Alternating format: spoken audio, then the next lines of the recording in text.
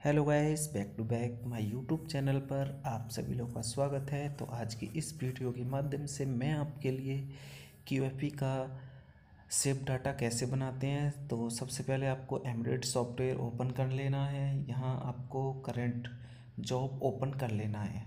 आप जिस लाइन पर काम करना चाहते हैं या डाटा बनाना चाहते हैं उसको यहाँ से आप सिलेक्ट कर लोगे।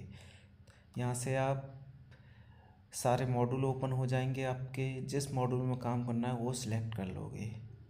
अब देख रहे हो यहाँ पर ये एरर आ रहा है, मतलब कि हमारा किसी और लाइन पर ये प्रोग्राम ओपन हो रखा है, इसलिए ये ओपन नहीं हो रहा है। तो मैं आपको 6 नंबर लाइन पर इसका डाटा कैसे बनाते हैं पूरी जानकारी दूंगा। जैसे कि मेरा यहाँ से करंट जॉब ओपन हो चुका है, तो सबसे पहले आपको यहाँ पर फीडर सेटअप में आ जाना है। तो फीडर सेटअप में आने के बाद यहाँ पर आपके लिए कोई एक फीडर चूज़ कर लेना है। तो मैं आपके लिए बताने के लिए कोई भी फीडर यहाँ से चूज़ कर लूँगा। तो जैसे कि मैंने 1 का 18 फीडर यहाँ से सिलेक्ट कर लिया है, ताकि आपको QFP का IC का डाटा बनाकर दिखा सकूं। तो जैसे ही उस पर क्लिक करोगे तो इधर आ जाओगे। यहाँ पर तुम्हें 3-4 ऑप्शन देखने के मिलेंगे। यहाँ पर आपको सेव पर क्लिक कर देना है। जैसे सेव पर क्लिक करोगे तो ऊपर जाओगे तो स्टार्ट PPT प्लस का एक ऑप्शन देखने के लिए मिलेगा।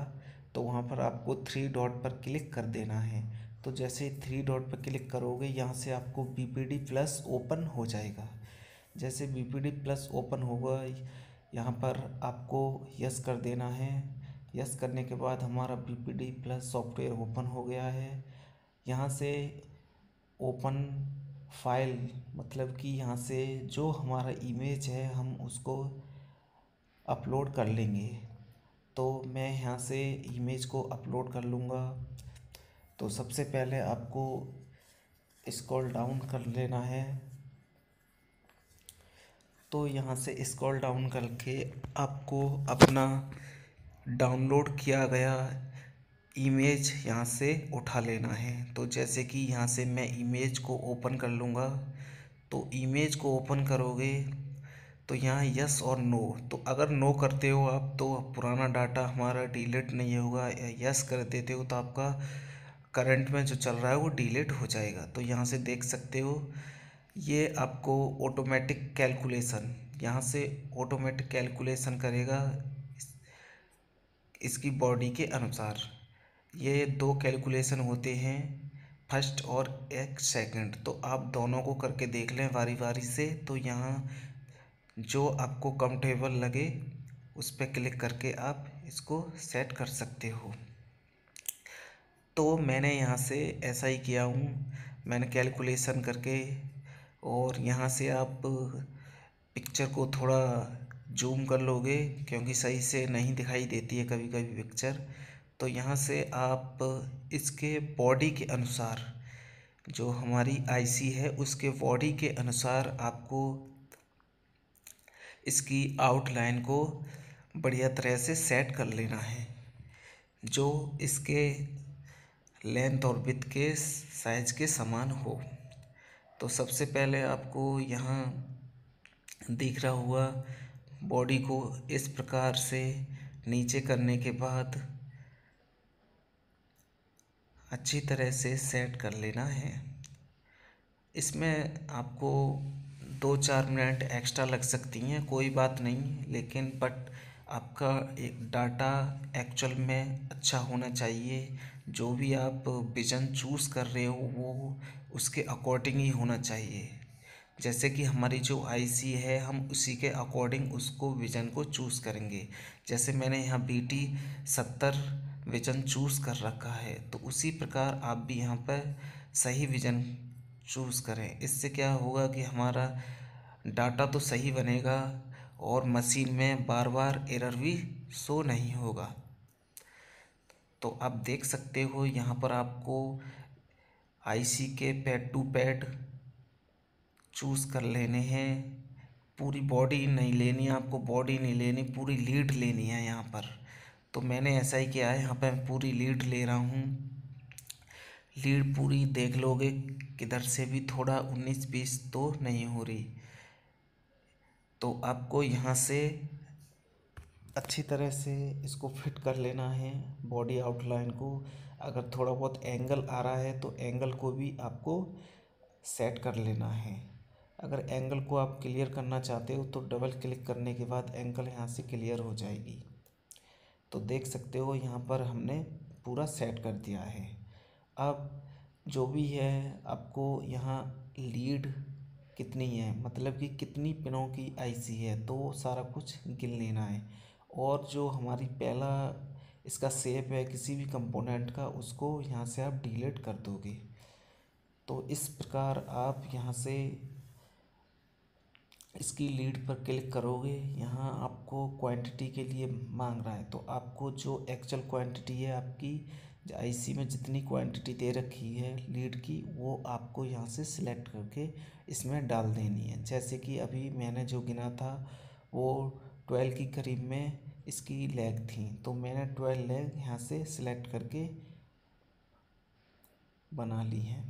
तो आपको अगर ऑब्जेक्ट को आप मतलब यहाँ से लॉक करना चाहते हो तो ऑब्जेक्ट को आप यहाँ से लॉक भी कर सकते हो, क्योंकि कभी कभी क्या होता है डाटा बनाते समय ऑब्जेक्ट हिल जाता है, मतलब कि हमारी जो पिन होती हैं वो हिल जाती हैं।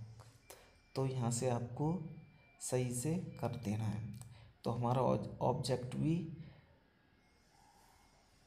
लॉक हो गया है। तो सबसे पहले आपको यहाँ पर आईसी की लेग के अनुसार यहाँ इसकी लेग एडजस्ट कर लेनी है। तो जैसे कि मैंने इसकी लेग एडजस्ट कर रखी है, तो यहाँ से मैं लेग अच्छी तरह से एडजस्ट कर लूँगा QFE आईसी की तरह। तो यहाँ से मैंने सेट कर दी है अच्छी तरह से। आपको ये ध्यान रखना है कि लेग ना तो ज़्यादा बड़ी होनी चाहिए और ना ही थोड़ा 19-20 भी होना चाहिए, मतलब परफेक्ट मैच करना चाहिए। शेप डाटा जो तुम बना रहे हो उसके अकॉर्डिंग उसकी लेग भी मैच करना चाहिए। तो यहाँ से आपको कॉपी कर लेनी है। कॉपी करने के बाद पेस्ट कर दोगे तो हमारी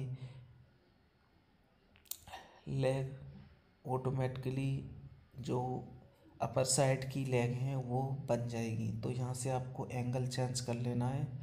जैसे कि मुझे अपर साइड या डाउन साइड की लेग सेट करनी है, तो यहाँ भी आप अच्छी तरह से इनको सेट कर दोगे। सेट करने के बाद फिर यहाँ से आप कॉपी कर दोगे। कॉपी करने के बाद लेफ़्ट एंड राइट, तो मुझे राइट की सेट करनी है, तो यहाँ से मैं एंगल घुमा दूँगा।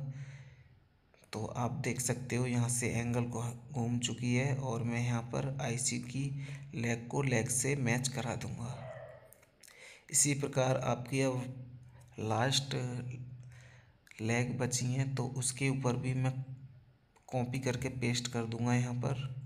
तो ऑलरेडी मेरा कॉपी हो रखा है, मैंने यहाँ पेस्ट कर दिया हूँ और वही की एंगल यहाँ से मैं घुमा दूँगा। तो यहाँ से आपको एंगल घुमा देनी है। तो एंगल घुमाने के बाद ये आपका परफेक्टिंग मैच करना चाहिए लेग से लेग।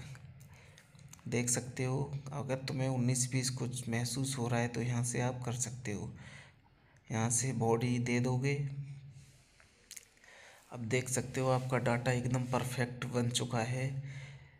अगर आपको ये टेस्ट कराना रहता है तो यहाँ टेस्ट करने के लिए इसमें लाइसेंस ज़रूरी है। तो यहाँ पर इनके पास लाइसेंस नहीं है। किसी एक कंप्यूटर में लाइसेंस रहता है चेक कराने के लिए। यहाँ भी आप चेक करा सकते हो कि हमारा जो डाटा बना हुआ है वो सही से बना है या फिर ऐसे ही बना रखा है। तो आप बस आपको अगर ये डाटा भेजना है तो यस कर देना है। अगर आपको नहीं भेजना है तो आपको नो पे क्लिक करना है। तो जैसे कि मैंने सिर्फ आपको बताने के लिए, तो मैं यहाँ से इसको सेव नहीं करूँगा, नो कर दूँगा बस। इसके बाद आपको जिस मॉड्यूल में काम किया है तो यहाँ पर आपको रीट्रांसमिट जॉब पर क्लिक कर देना है। तो यहाँ से आपको यस करना है। यस करने के बाद आपको यहाँ ये मॉड्यूल, अब जो जिस किसी मॉड्यूल में भेजना है उसको सिलेक्ट करके यहाँ से नो करना है।